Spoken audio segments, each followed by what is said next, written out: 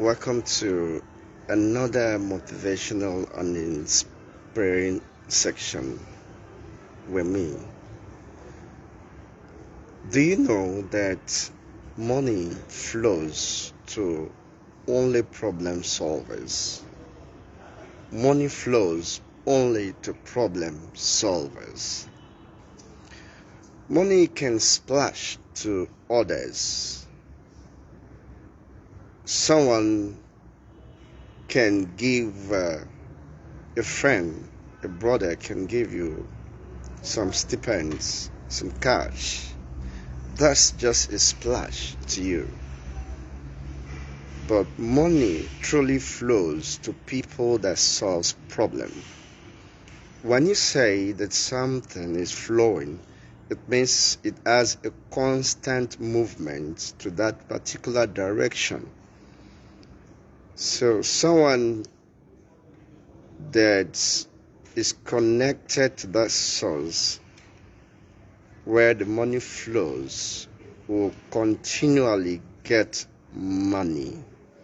So money actually flows to people who solve problem. It can splash to others through friends, through relatives, through brothers, and through other well-wishers.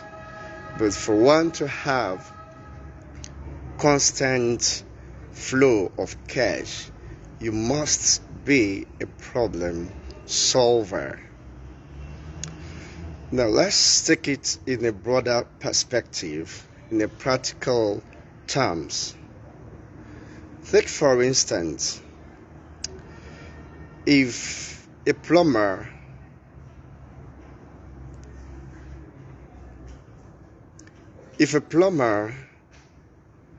in your compound comes to you to do a job for you, you will pay him for that job he has done for you.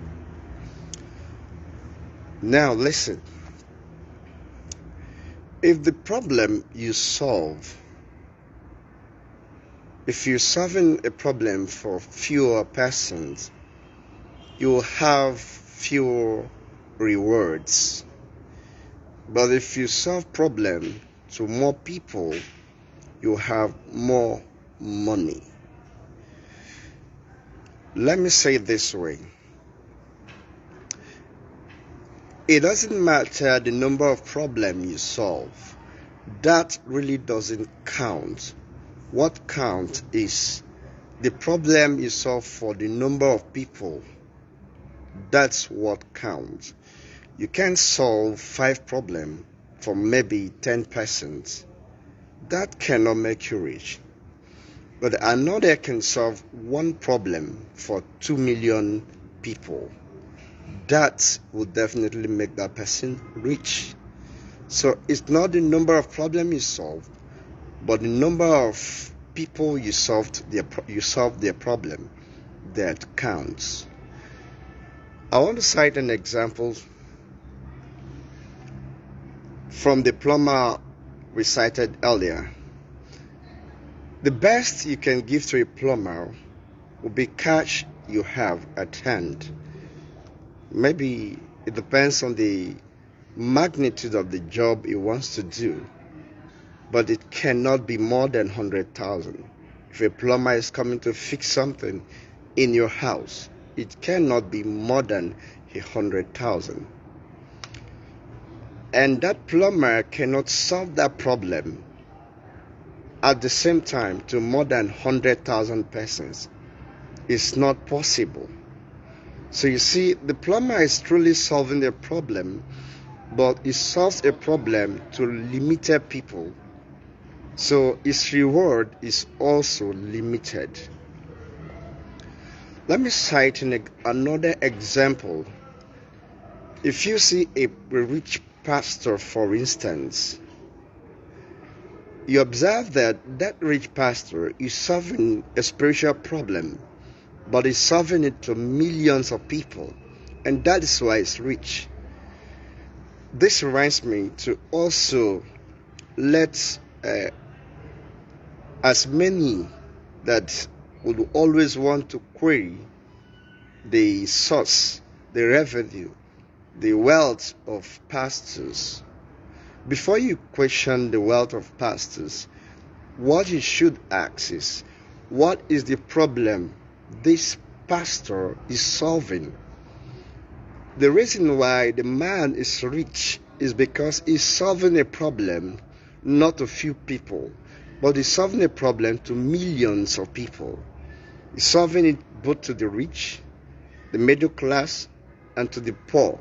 And all of these class of people are rewarding the pastor, and that is why he's rich. So if you're a pastor, for instance, before you look at the wealth of another pastor, ask yourself, what is the problem I am solving? A pastor that solves problem of healing cannot be compared to another one that doesn't solve any problem. So it's not, the man is rich not because he is a pastor, but he's rich simply because he's solving problem. So being a pastor doesn't guarantee you financial freedom. What guarantees you is that you are solving problem, spiritual problem. And once you start solving either a spiritual problem or problem of wisdom, problem of knowledge, you have a lot of people coming to you. And as they are coming to you, you will be rewarded. What made Solomon so rich was that he was solving the problem of wisdom and knowledge among other leaders and among other kings. So they are willing to come to him and listen to him on how he handled things. And at the end of the day, they are not coming empty-handed. They will definitely come with something for rewards, to reward him for what he has said or the way with which he handles things. So money flows to problem solvers. Another example is musicians. A music minister or a music artist solves the problem of entertainment, and that's why they are rich too, because their music is not limited to fewer persons. Their music is for more people, depending on their skill and ability. Some sing and their song is reaching or getting to millions and millions, if not billions, of people on this earth.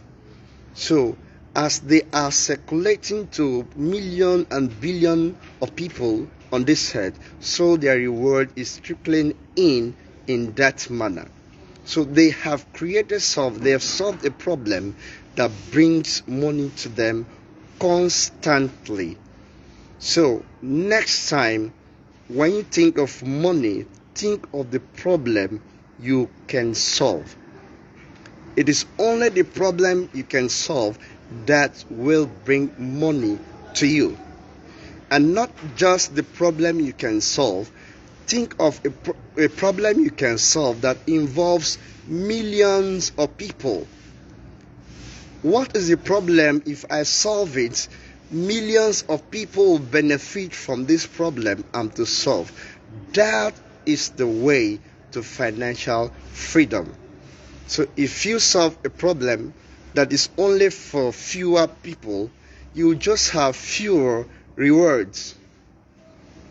So just before we go, note that money only flows to people that solves problem. It can splash to you by virtue of being a relative to someone that has money, can give you just a stipend once a while. But that's not flowing. That is not flowing to you. It's not flowing to you. So before money can flow to you, you must solve a problem. Even if you're attached to a politician in Nigeria, for instance, and you want to have constantly money from him, you must solve a problem for him to trust you to constantly be giving you money.